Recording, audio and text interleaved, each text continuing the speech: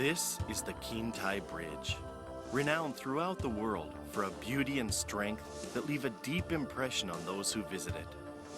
What is it that gives the Kintai Bridge such moving beauty and dignity?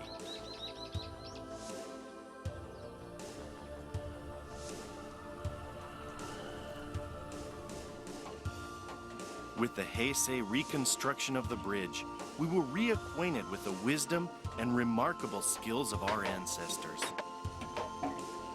However, few people are familiar with the long and intricate Iwakuni history and the fierce passions that are very much a part of the bridge.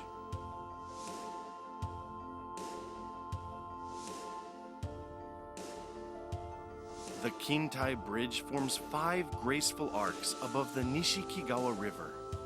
This bridge embodies the dreams of the Iwakuni Domain, its struggles and challenges, and the hopes of the people who lived in those restless times. Let us open the door to the past and trace the history of the Kintai Bridge and Iwakuni Domain.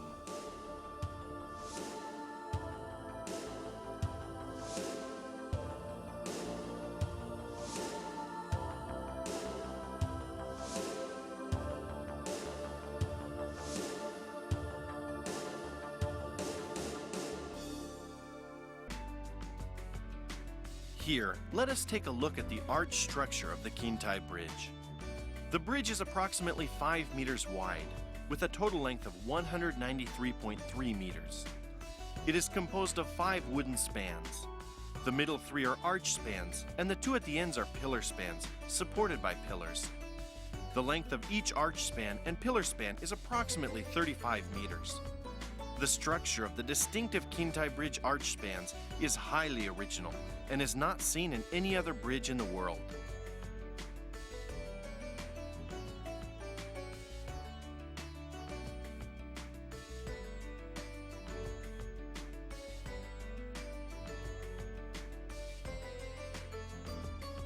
The basic structure of each arch is composed of 11 sets of girders, located at each end of the span.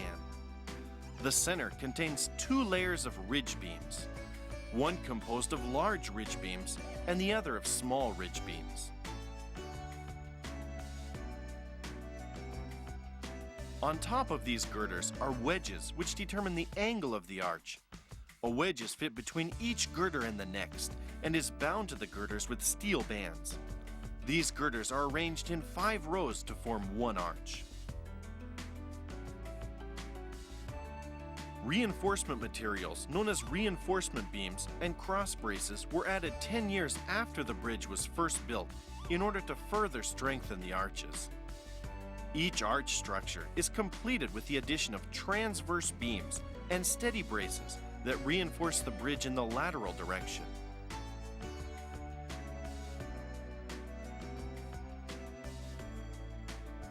The structure is truly a work of art.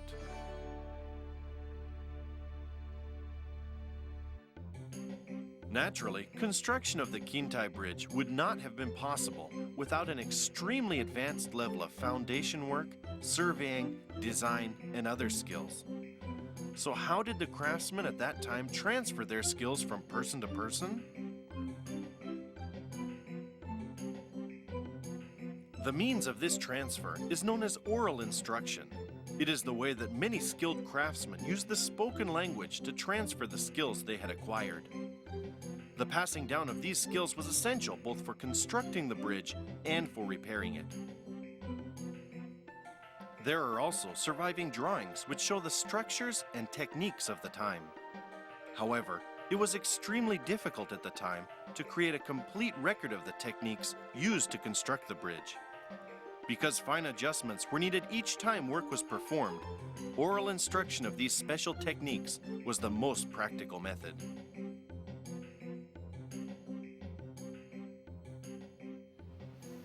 Kintaikyo という名称はいつどんな経緯で付けられたのでしょうか。1706年、宝永3年のある書物に西見の里が近いので錦帯橋というと書かれたのが最も早い例だと言われています。では創建当時はどうだったのでしょう。こんな話があります。錦帯橋が作られた時、吉川広義は江戸幕府に橋の創建を伝え、橋の雛形を送りました。しかし橋の名前が書かれていなかったので、名前を書くようにとの注文があったのです。そこで岩国大橋と書いたとされています。残された岩国藩の資料にも大橋と書かれているものが圧倒的に多いのです。There is also another explanation.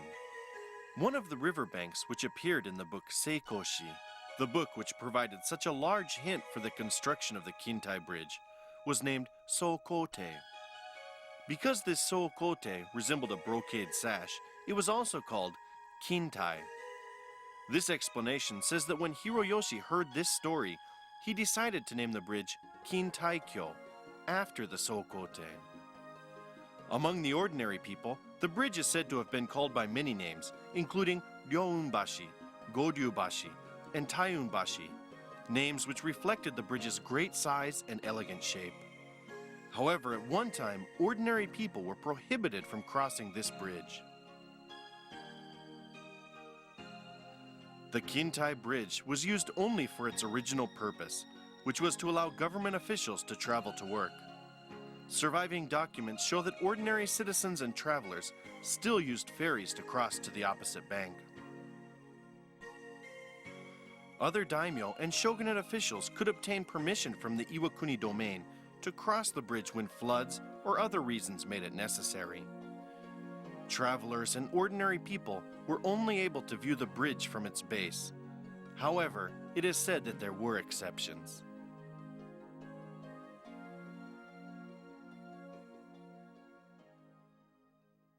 橋の番人は下級の侍でした。